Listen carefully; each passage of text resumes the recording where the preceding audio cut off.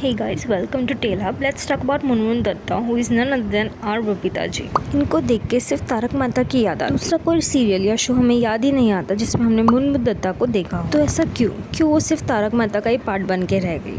उसके अलावा उन्हें कभी बड़े प्रोजेक्ट्स या बॉलीवुड मूवीज ऑफर क्यों नहीं हुई? उसके पीछे there is a sad reality that lies in her past relationship. So Munmun 2008 से तारक मेहता शो से जुड़ी हुई है, बट उसके पहले वो क्या करती थी इसका कुछ गूगल पे भी ज़्यादा कुछ है नहीं। सो मुनमुन दत्ता 2004 में अपनी पढ़ाई कंप्लीट करने के बाद टेलीविजन में काम करने आई। तब उन्हें एक सीरियल हम सब बाराती में एक रोल मिला, जहाँ पे उनकी मुलाकात दिलीप जोशी AKA जेठालाल जी से हुई। एंड दिलीप के ही रेफरेंस से उनको तारक मेहता शो में बबीता जी का रोल मिला। मूवीज़ की बात करें 2005 to 6 के बीच में इनकी 2 मूवीज़ आई थी, मुंबई एक्सप्रेस एंड हॉलीडे। उसमें भी इनका रोल कुछ खास नहीं था। उस टाइप की मूवीज़ में भी विमेन को ऑब्जेक्टिफाई किया जाता था एंड मुनमुन को भी इसी टाइप्स के रोल्स मिले थे। इट इज़ सो सैड कि वो टाइम पे भी अगर आपको इंडस्ट्री में रेलिवेंट रहना है तो आपको ये टाइप के रोल्स एक्सेप्ट करने ही पड़ते थे। आफ्टर 2008 जब उन्होंने तारक मेहता में काम करना चालू किया, she met Armaan Kohli and started dating. And फिर ये खबर आने लगी कि अरमान कोहली मुनमुन को काफ़ी मारते थे एंड एक बार वैलेंटाइंस डे पे इतना मारा कि उनको पुलिस कंप्लेन करनी पड़ी। Although Armaan have never accepted this, but we all have seen his anger in Bigg boss.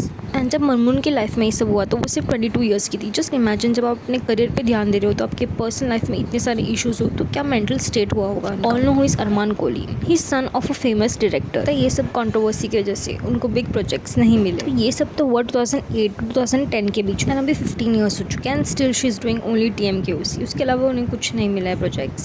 सो पहले तो क्रिटिक्स बोलते थे that she don't know to act, but gradually over these years she have learn to act. इसी reason की वजह से she have not got any other projects. And if it talk about social media, वहाँ पे तो लोगों ने अलग ही परेशान किया हुआ है इनको।